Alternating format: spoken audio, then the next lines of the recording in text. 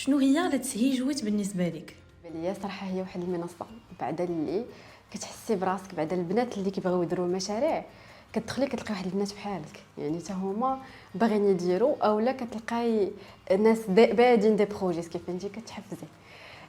حاجه اخرى انا باقا نعقل على واحد الحاجه هي ديال سوق الجمعه.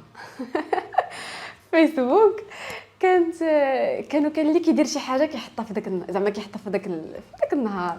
اي واحد كيبيع شي حاجه، الناس صراحه عرفتي كيبانوا لك بزاف ديال لي بروجي وكلها عيالات، يعني العيالات تبارك الله كتقولي فين واصلين، يعني كتشجعي انك تبداي راسك، يعني ديري دي بروجي، ديري بروجي راسك، تبداي من راس المال قليل.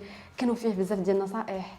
كانت في واحد الوقيته كانوا كيوصلوني بزاف ديال، كنا في الوقيته ديال لي زيمايل وهذا كيبقاو يوصلوك نصائح على كيفاش تبداي البروجي ديالك، شنو خاصك تعرفي شنو هذا.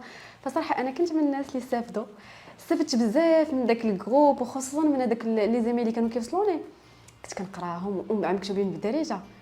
صراحه كانت ايدي واعره والله، وزعما ما كرهتش ان داك الجروب ترجع يتاكتيفا، حيت